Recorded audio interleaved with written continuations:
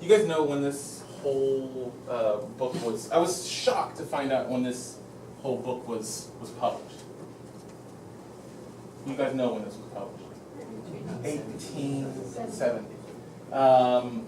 The fact that people are talking about electricity in 1870 is actually pretty crazy. It would be like, I'm trying to think of the analogy.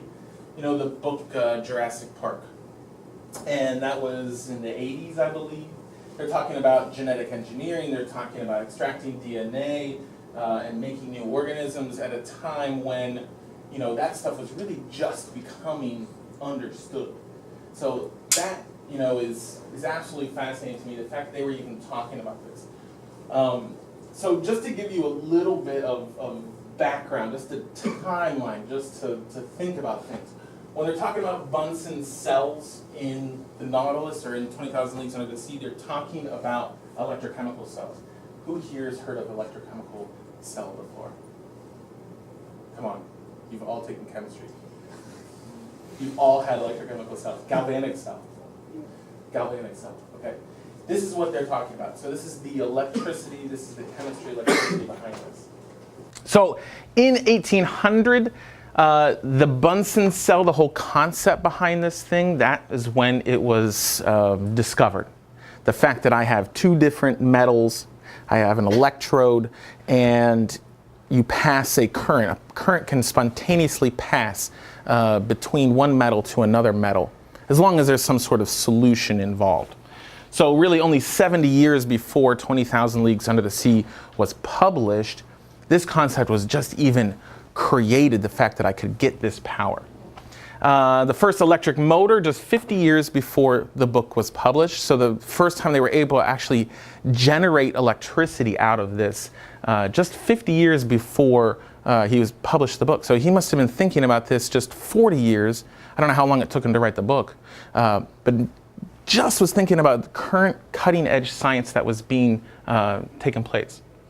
In 1822, the thermoelectric effect, the part of the book where it says you have two wires at different depths that have a temperature differential, and that temperature differential can create a flow of electricity. Right? Captain Nemo said in one part of the book that he could use that as a power source so that he could mine coal from the bottom of the seafloor. That's possible. Right? Totally possible. I love the fact that he's discussing this and then just completely throwing that out as if it's old news, even though it had just been invented. 1870, 20,000 Leagues Under the Sea was written.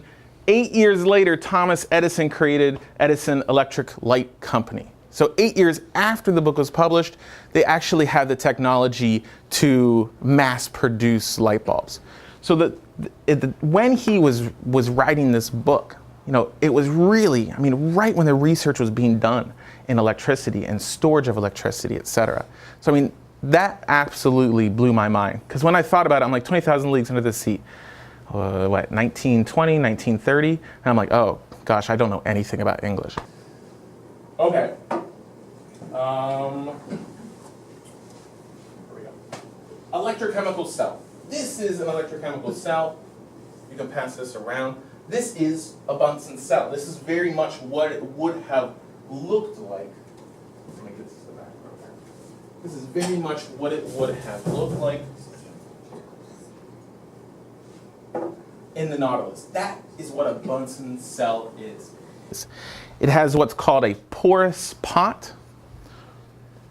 And that porous pot allows electric flow in between two different solutions. In this particular case, the blue solution here is copper sulfate, so it has copper 2+ ions in it. And inside this porous pot, there is zinc nitrate, which has zinc 2+ ions in it. And then I have copper and zinc metal inside those cells. Okay? So the difference between the metal and the ion creates that flow of electricity. So this is a very real thing. You can generate electricity just from two different metals, two different solutions, and it will produce some sort of voltage here. So if I take a look here, and this is a volt reader here, voltmeter. And if I touch these two metals, here's copper, where's my zinc?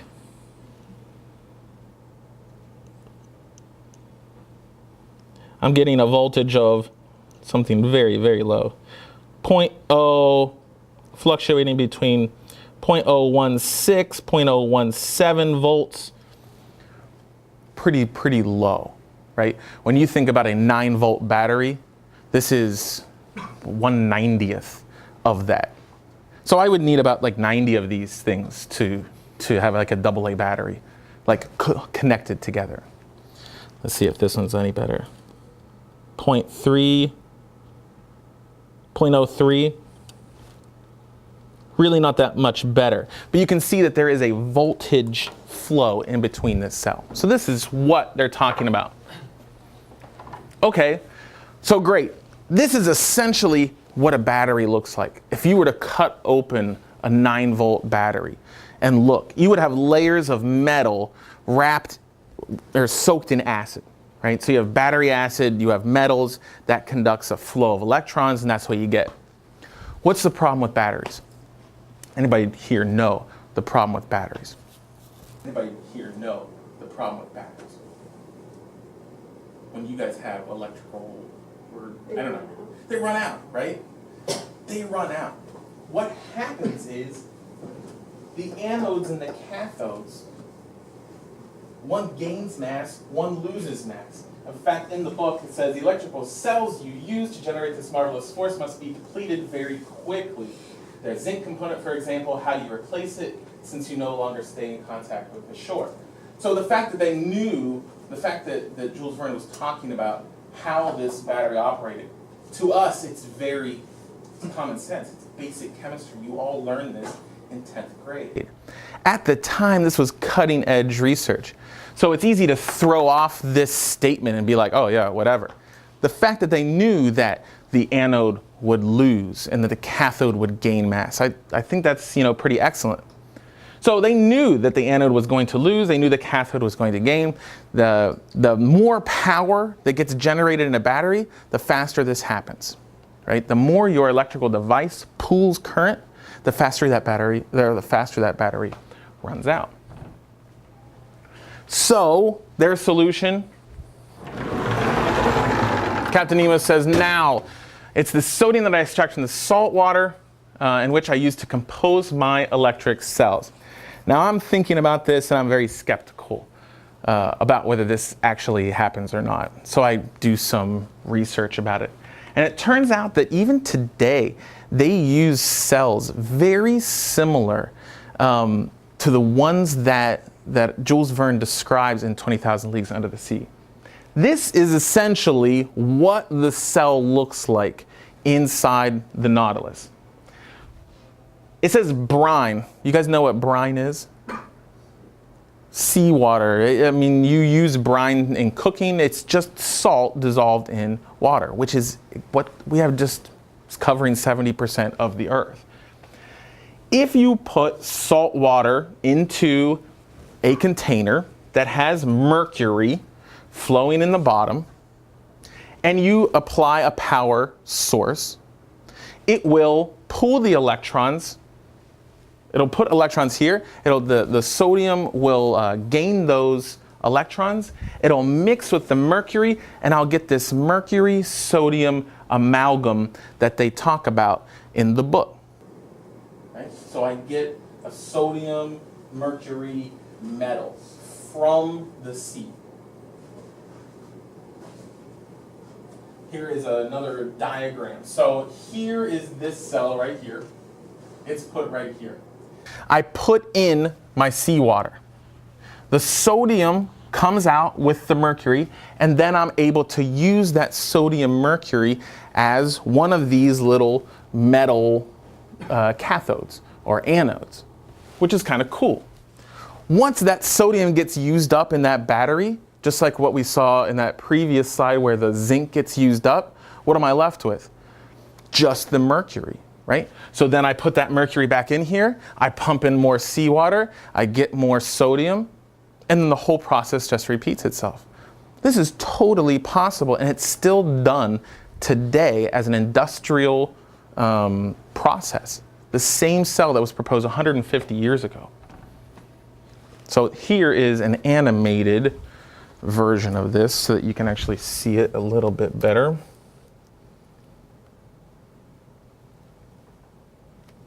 It has sound effects, like an old video game.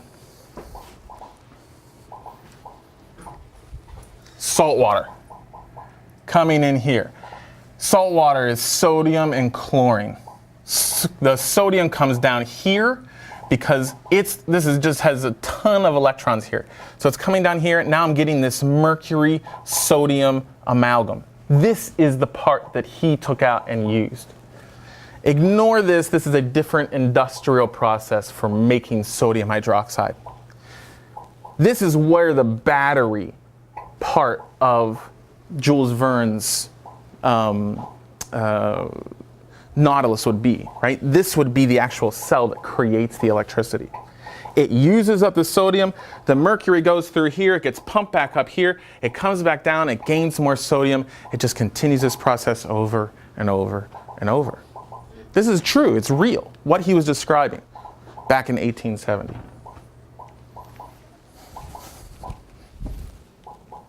Okay, mute.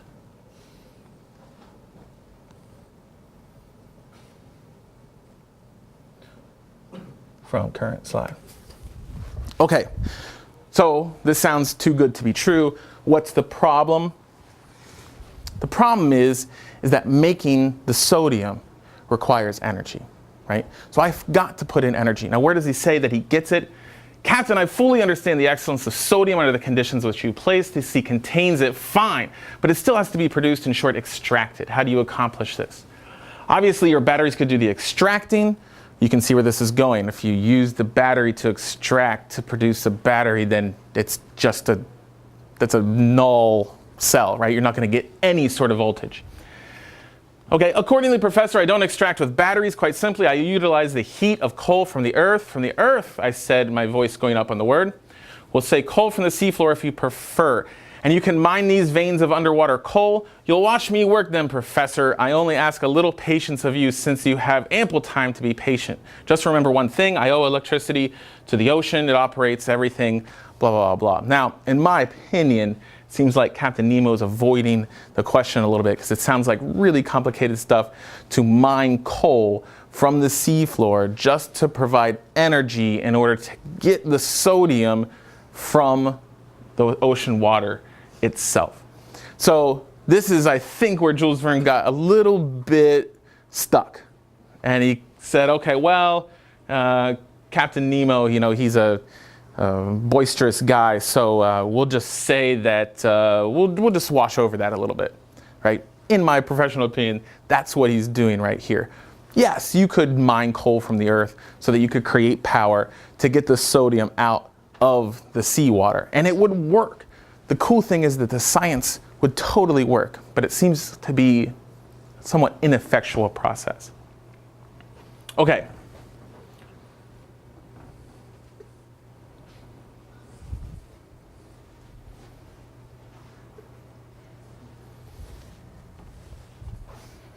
Jules Verne would not have this problem. What happened here? Okay. Okay, let's look at this Bunsen cell itself. In the book, Captain Nemo, or the professor, talks about, you know, the zinc having to be replaced, and we just replace it with the sodium. So this is the sodium coming from the mercury. So this is the actual chemical reaction of a Bunsen cell. This is what it looks like, but I replaced it with chemicals that were much safer for us to experiment with here in the English classroom, right? Even if this were done in chemistry classroom, I'd want to do this in a hood because I'm going to have some vapors that are going to be produced. Okay, so I just replaced the sodium with replaced the zinc with the sodium that's being formed. You can see this chemical cell right here, this Bunsen cell, looks almost identical to what we use today for electrochemical cells.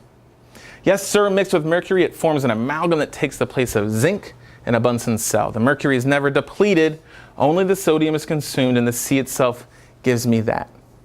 It's totally true. I don't know what the problem is. Okay. In addition, he says, beyond this, I'll mention that sodium batteries have been found to generate greater energy, and their electromotor strength is twice that of zinc batteries. Also true. If you look in your general chemistry textbook, you'll get a standard reduction potential chart. This has been proven. These differences in voltage between the metal and the metal ion have been found, right? So I got Na plus with an electron going to sodium metal, having up 2.71 volts. With the zinc, it's 0.76 volts. He says it's twice that of batteries. It's actually 3.5 times. Still really, really close. The fact that he was calculating this stuff 1870 absolutely blows my mind. Okay.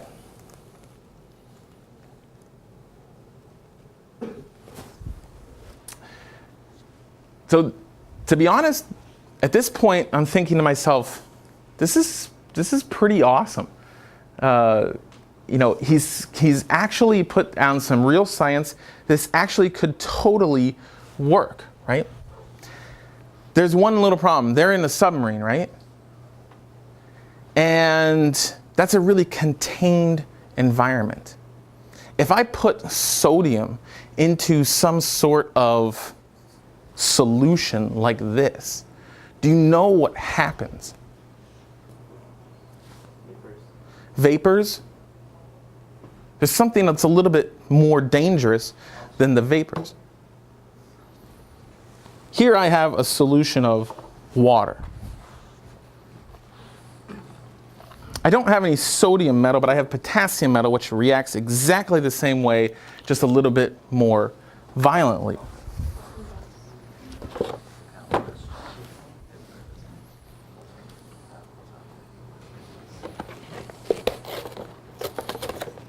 When you put sodium and water together, you get a very, very, very violent reaction. The sodium dissipates almost completely.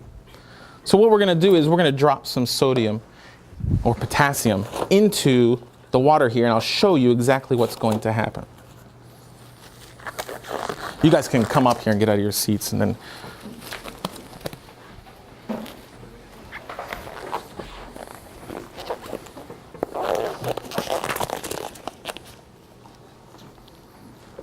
okay. In here I have some potassium metal, which is very, very, very similar to sodium metal. Just going to get some out of here.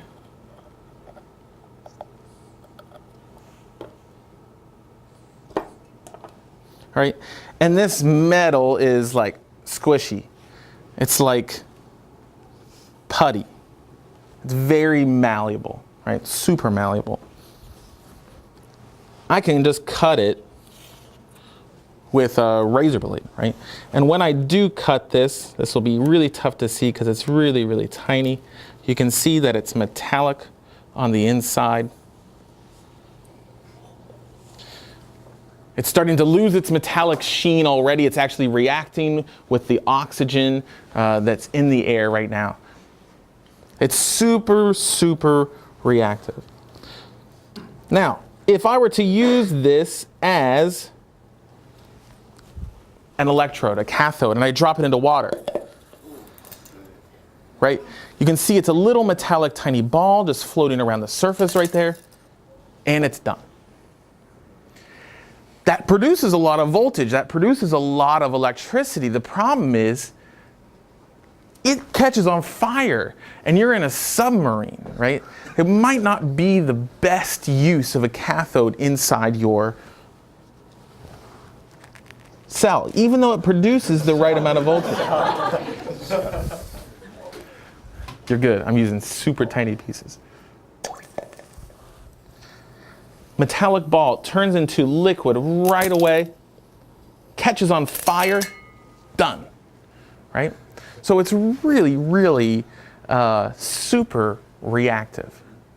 But the concept that you could use all the sodium, think about all the sodium that's in the ocean. I mean, we're talking about trillions and quadrillions of tons of sodium that's actually available there. All the energy is there. It's totally possible. We should do this one more time. Just because I can't get enough.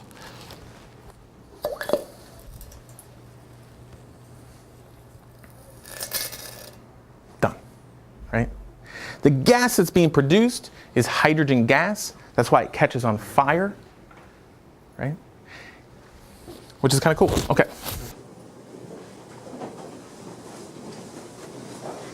The other problem that we have with this, beside the fact that the electrode is going to give out really quickly, is this.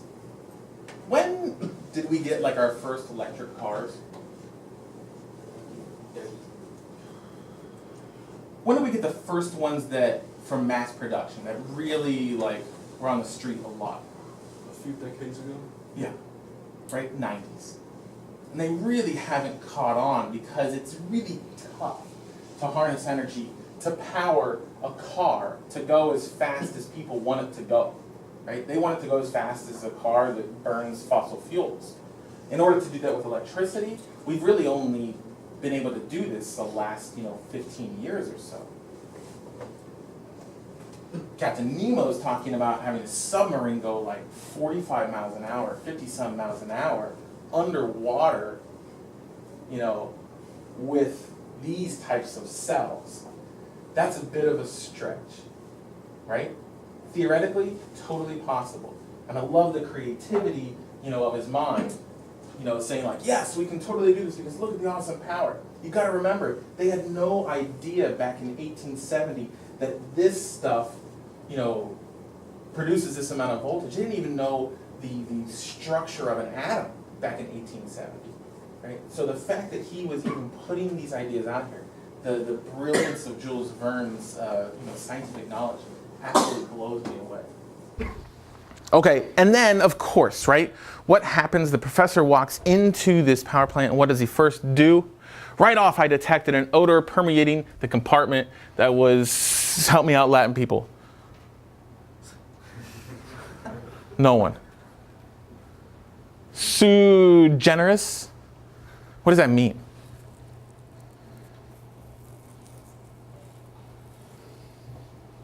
It means unique or novel, right? Captain Nemo noticed the negative impression it made on me. That, he told me, is a gaseous discharge used by the use of our sodium, but it's only a mild inconvenience. In any event, every morning we sanitize the ship by ventilating it in the open air. That's good that they sanitize it every single day, right? Because they would have to. If you look at these two things that happen, this is the Bunsen cell, and this is the production of the sodium. Two things that have to happen in this process. What's produced? Chlorine, chlorine gas. Over here, what do I have produced? Nitrogen dioxide, right? Two nonmetals come together, nitrogen dioxide. Sorry, I can't resist. That's a double whammy, right? That's not good at all. Both of these gases are poisonous, right? Both of them are really, really bad to your system in relatively, not even relatively, in very small amounts.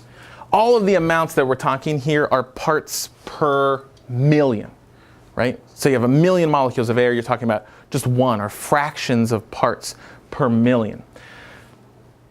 The odor threshold for chlorine is listed at 0.002 parts per million. That's really, in other words, 2 parts per billion. Perceivable sensory irritation, however, occurs at 1 part per million in air, 500 times that of the odor threshold. What does this mean? This means you're not going to die whenever you smell bleach. Has anybody ever smelled bleach before, right? They use it for sanitation. You smell that, and people get worried about that smell. They're like, oh my God, I smell that. Well, you can perceive the fact that there is chlorine gas that's being produced at 1 part or 2 parts per billion, which is really, really low. 500 times that is the threshold of where it starts to irritate you. So the fact that the professor was smelling it may not be the biggest concern. But if it was produced in the massive amount of quantities that would need to power the Nautilus, there's no way that this would be in parts per million or parts per billion. It would be in parts per 1,000. And that is definitely deadly. If you look here, these are parts per million. 2 parts per million, you could get a sore throat, coughing, eye irritation. 15 to 400 parts per million, now you have high exposure, burning of eyes and skin, narrowing of the bronchi, rapid breathing and wheezing, blue coloring of the skin. These don't sound like great conditions to be in if you're in a submarine. And then here we go, 1,000 parts per million. That's 1 part per 1,000. Severe eye and skin burns, lungs collapse. Estimates vary by individual and length of time inhaled, right? This right here is on the level of I breathe it for like 2 minutes and I'm dead, right? So I don't think with the amount of energy that would need to power this enormous sub, the chlorine that is produced just from making the sodium, I think it would just kill you right away. The fact that he realizes that the chlorine is produced, the fact that he realizes that there are noxious fumes that are produced from this electrochemical cell, impressive in my opinion. It shows, Jules Verne's knowledge of chemistry. What about the actual Bunsen cell itself? It produces nitrogen dioxide. That's a typo.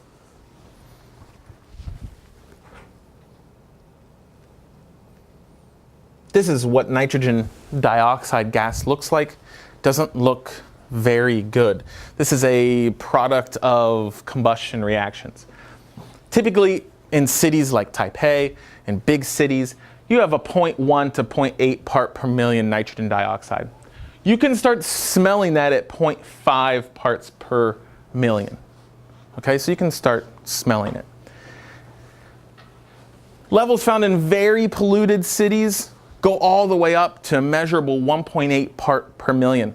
That's really bad. That will cause like eye burns. That will cause like severe irritation, 1.8 part per million. That'd be really bad. This escalates a lot faster than the chlorine gas. You can see at 11 parts per million, you get death after 8 hours exposure.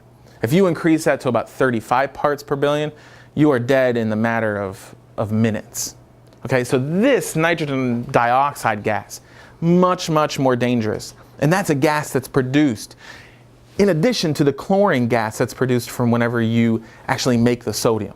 This is produced from the battery. This is produced from actually making the sodium so they can make the battery. Not good, right? This is not good.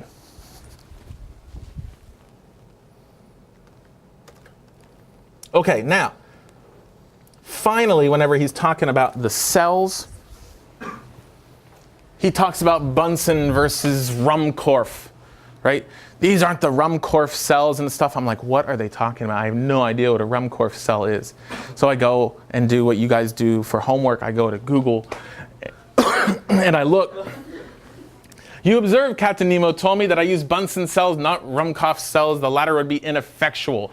One uses fewer Bunsen cells, but they're big and strong, and experience has proven their superiority.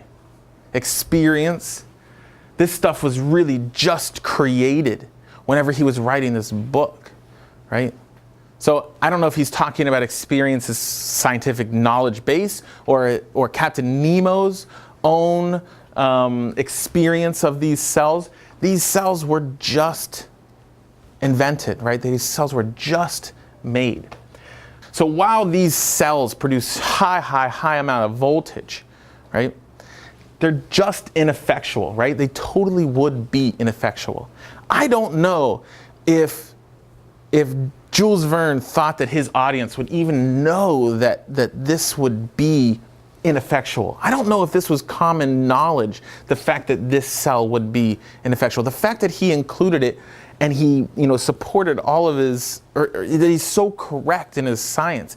Absolutely amazing to me, 150 years later, that this stuff is still 100% completely scientifically dead on. Super, super cool.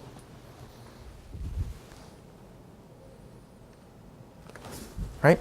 Super impressive. The end of the passage says, there lay a mystery, but I didn't insist on exploring it. And then you look at the questions that the professor is thinking to himself. How could electricity work with such power? Where did this nearly unlimited energy originate? What is it, an extraordinary voltage obtained from some new kind of induction coil? That's the Rumkopf cell that he's talking about there. Could its transmission have been immeasurably increased by some unknown system of levers? I think that you're going to have a physics guy come talk to you. We'll let you discuss that part. But when you look at the questions, that they're asking, we know answers to these questions now. How could electricity work with such power? Think about the amount of water that is out there in the world, on Earth, right? The amount of sodium ions that are out there. This is just tremendous. Where did this nearly unlimited energy originate? You guys read A Heart of Darkness this summer, yeah? Where did it originate? Big Bang, I guess you could take it all the way back there. Or you could take it back to the sun, right? Because the sun made all of our planets. Depends on how far back you want to go. You could just take it from just the massive amount of sodium ions that are actually in the sea, which is cool.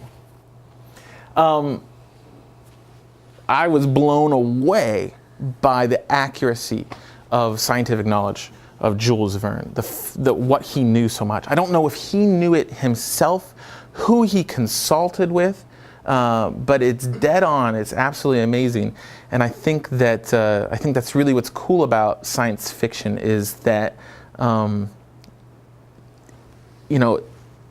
if you use real science and it's believable, then you can get away with things such as, oh yeah, we mined some coal to make this process happen, we'll just wash that away. And you're able as a reader to forgive that and say like, okay, no problem, this is cool, this could actually happen, right? It's the excitement about using real science, towards some sort of imaginary process. Is his science correct? Absolutely. Is the scale at which he can do it actually effective? No, it's not. But all this stuff is true now, right? All this stuff from science fiction that you read, I think that's the cool thing, is that it can predict, maybe what's being produced in the future. I'm sure that you guys have had many different conversations about this particular subject in science fiction.